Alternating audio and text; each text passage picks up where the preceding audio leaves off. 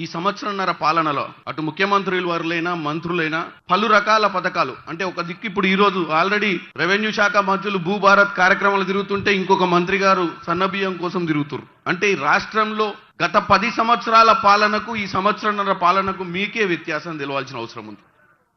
ఏ రోజు కూడా ఏ ఒక్క నిమిషం కూడా ఎల్బీ నగర్ స్టేడియంలో ప్రమాణ స్వీకారం చేసిన 5 నిమిషాల నుంచి ఈ సంవత్సరంన్నర దాకా కూడా ఏ మంత్రి కానీ ఏ ఎమ్మెల్యే కానీ ఈవెన్ ముఖ్యమంత్రి గారు కూడా ఒక్క సెలవు దినం తీసుకున్నటువంటి పరిస్థితి లేదు.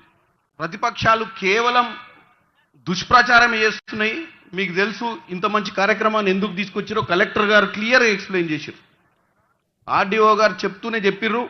గతంలో మీరందరూ కూడా ఎంఆర్ఓ ఆఫీస్కి పోయినా కలెక్టర్ ఆఫీస్కి పోయినా సమస్యలు పరిష్కరించే విధంగా వాళ్ళు చేయలేదు. ఆ ప్రభుత్వానికి ఒక నినాదం ఉంటుండే. అదేంటంటే ఇంగ్లీష్లో అది చెప్తా ఫస్ట్ సింగిల్ విండో అంటారు. సింగిల్ విండో అని వాళ్ళు పెట్టుకుర్రు. ఎందుకంటే ఒక్క కాన్నే తలుపు తెరుస్తాం, గాన్నే మాట్లాడాలి, ఏడ మాట్లాడొద్దని.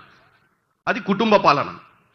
సింగిల్ విండో సిస్టంలో ఏంటంటే కలెక్టర్ లేరు, ఎంఆర్ఓ లేడు, రెవెన్యూ లేదు, ఎవరు లేరు. అంతా హైదరాబాద్కి రావాలి. ఎవరి భూమి అరెకరమైనా పావెకరమైనా మా కాడికి వచ్చి ముచ్చట చెప్తే చేస్తాం, లేకపోతే చేయమని చెప్పి ఆ ధరని తెచ్చిరాయాలి. కాబట్టి సగం మంది సమస్యలు పరిష్కారం కాలే ఆ రోజు.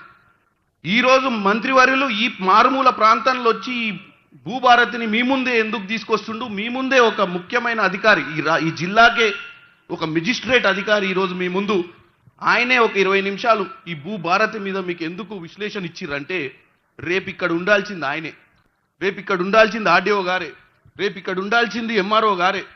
వీళ్ళే మీ ఊర్లోకి వచ్చి మీ సమస్యలు పరిష్కరిస్తారు. ఇక మీరు ఊకే ఇంతకుముందు కనుక కలెక్టర్ గారు చెప్పినట్టు ఒక కోర్టు నోటీస్ వస్తే తప్ప మిగతా దేనికి స్పందించాల్సిన అవసరం లేదని చెప్పినటువంటి ప్రభుత్వం వేరు. ఈ ప్రభుత్వంలో మీరు కాగితాలు పట్టుకొని ఎంఆర్ఓ ఆర్డీఓ కలెక్టర్ ఆఫీసులకు పోని అవసరం లేదు. మీ దగ్గరికే రెవెన్యూ చట్టంలో ఉన్నటువంటి అధికారులు వస్తారు, మీ సమస్యలను పరిష్కరించే దిశగా ముందుకు పోతారని చెప్పకనే చెప్పిరు మన కలెక్టర్ గారు.